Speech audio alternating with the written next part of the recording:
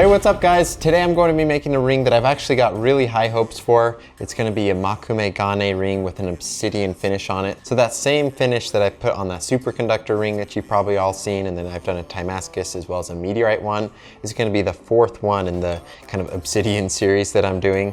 And this Mokume Gane I just love. It's such a cool material. It's got 3 different colored metals in it. So the first one's brass, and there's copper, and as well as silver nickel. This is from Vegas Forge. They make some really unique materials, a lot of Damascus steel, things like that. We're actually gonna have a video come out with them soon. We were down in Vegas and we're able to shoot a video with them. So I'm really excited to show you guys that. And before we get started, I just wanna thank Audible for sponsoring this video. These videos can be really time consuming to make, and they can be very expensive. And I wanna make them even more expensive and even more time consuming. I wanna do things like travel to different locations, meet with different makers, collaborate on different projects with them. And so that can be expensive, and I really wanna do that. And there's a whole bunch of other things I wanna try out, but we're just kind of limited with our budget. So big thanks to them. So our first step is going to be cutting a slice off of our rod here. And so I've just got it put into my metal bandsaw.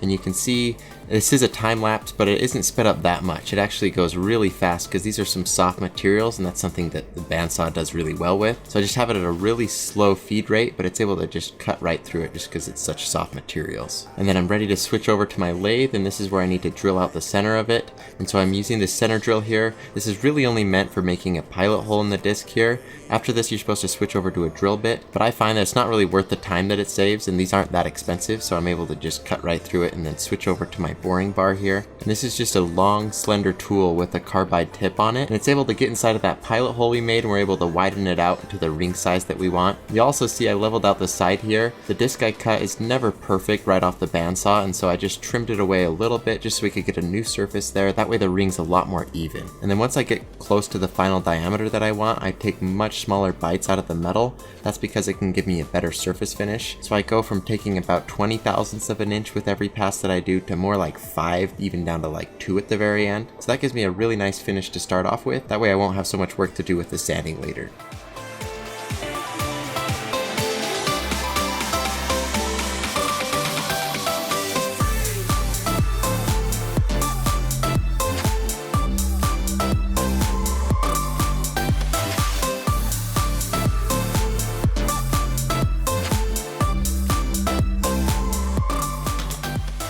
And this next step is I'm using lathe bits to bevel the inside of the ring, and this isn't completely necessary, but it really helps me keep things even. I'm going to use a Dremel later to round this out, but if I start off with a more accurate lathe bit, just because all I need to do is round off the edges rather than just shape the whole profile from scratch. Already packing, come with me. I'm not really asking. We'll get away to a place where we don't know. Now the sanding process isn't super complicated for this ring. We're going to be given an etch in acid, so it doesn't need to be a perfect finish, but we do want to get rid of any of the major scratches and anything that would show up after the etching. And so I'm just starting at a 220 grit sandpaper, and I'm being very thorough at this point because this is where I'm going to get rid of any of the major scratches. And then after that, I just kind of breeze through the next levels of the sandpaper. I go all the way up to about 1200 on this, and then we'll call that good for now. While I'm sanding the bevels onto the ring, I wanted to tell you about Audible. And I'm sure 90% of you already know about them and what they do, so I'll get right to the point. Audiobooks are just a completely different way of experiencing books. The fact that the book is read to you unlocks a lot of different opportunities to listen when you can't read. So for example, I spent hours every single day working on my lathe, making rings, or just driving in my car. And I'm able to listen to the books during that time when I definitely couldn't be reading one. So I've been listening to Ready Player One this past week because I really like the movie, and I've definitely been really enjoying the book as well. So all you have to do is sign up, and every month you'll get a credit good for any audiobook, and it's regardless of the price. And then your unused credits, those will roll over into the next month. And if you don't like your book, you can exchange it, no questions asked. So it's a really nice, straightforward process.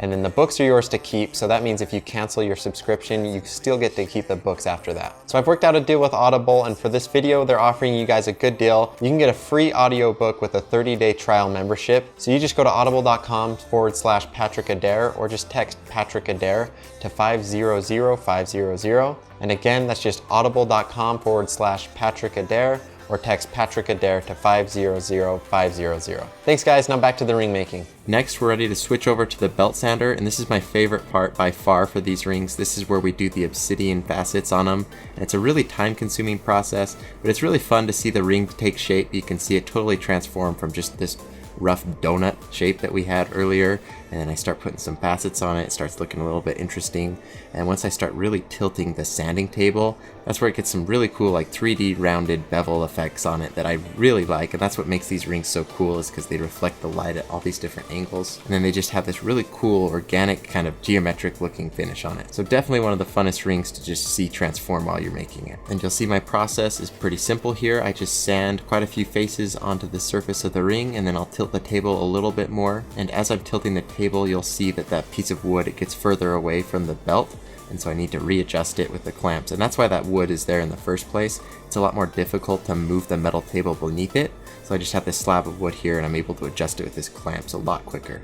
So I go all the way up, I take it to the maximum angle that this belt sander is capable of doing. That's just over 45 degrees, and that gives it that rounded look, gives it a lot more of a 3D effect rather than just a ring that's round with a bunch of flat squares on it. And then you'll see me drop the table down to more of a flat level. I just wanted to go touch it up. There's a few spots that I wanted to sand a new surface onto just because I'd gone a little bit too far with the sanding before that.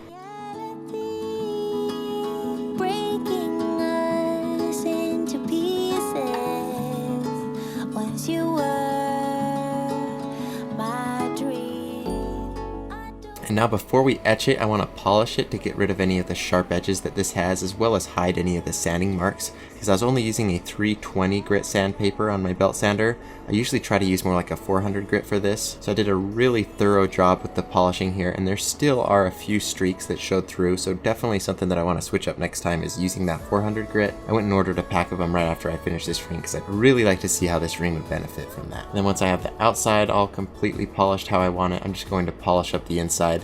I'm not sure if this step is completely necessary, but I just want to make sure this ring is completely even all throughout. Even though we're about to etch it and make it matte, there might be some little differences, like maybe it'd be extra matte on the inside, for example. So I just wanted to make the whole ring nice and uniform, consistent, and you'll see it's still got a whole bunch of gunk on it from the buffing wheel here. So I took it upstairs, I washed it off very thoroughly, I used soap and water, and now we're ready to do the etching. And so I'm using muriatic acid for this. Sometimes you'll see me use ferric chloride, sometimes this muriatic acid.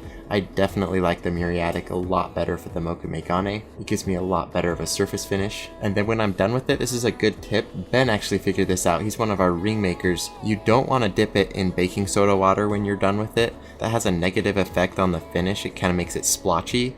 So this has acid on it, so obviously you need to take care of that. So I take it upstairs and I just rinse it off very, very thoroughly. I use soap and water, a brush, and I just get everything completely off it. Because I'm not using the baking soda to neutralize it, I need to make sure that I've gotten rid of it, because I don't want this ring to irritate my finger when I'm wearing it. And here you can see the ring is finished. We just did a very quick etching. That was only about 30 seconds in the acid. And the reason we do this is just to change the surface texture of it. We're not actually trying to put any grooves or anything like that into that. That's something that I would like to experiment on in a later video perhaps. But the goal here is just to get the surface of it matte, and that way the colors of the different metals will really pop a lot better than they did before. They were super reflective and they just take the color of the environment that they were around. So now you can really see we got that yellow brass showing up really well. Same thing with the copper, and then we've still got a bit of reflection coming off the silver. And so all in all, we've got 3 different colors and 3 really cool different textures. So this is a really cool looking ring. I love the way that the bevels cut into the pattern of the Mokume. It just kind of reveals all the different layers. And then those facets are just so cool to see under different lighting, especially like harsh direct lighting, like the sun for example, or just some indoor light bulbs that are shining right at it. It's super cool to see it just bouncing off all the different surfaces on there. So that's it for this ring. I really hope you guys enjoyed this video. This was an especially fun ring to make. The Mokume Gane is a fairly forgiving material to work with, so it's just kind of relaxing the whole time, just from start to finish. It doesn't give you too much trouble cutting it on the metal bandsaw to start out with, and it can be a bit annoying. The 3 different materials have different properties, and so you have to work around that sometimes. But all in all, it was a really fun ring to make. I think the results are just so good. This is probably a ring that I'll want to put on my website because I just cannot get enough of this Mokume Gane. And apparently you guys can't either. The video I made with the first Mokume Gane ring is doing pretty well, and it was awesome to see all your guys' feedback. A bunch of you guys were super enthusiastic about this, so I wanted to make this second one for you guys. So thank you for watching. Make sure to subscribe if you haven't already. Of course, you can always follow me on Instagram. That's where I post any coupon codes to my website or behind the scenes kind of things. I do a lot of giveaways. And then, as I'm sure you already know, you can go to patrickadairdesigns.com to order a ring,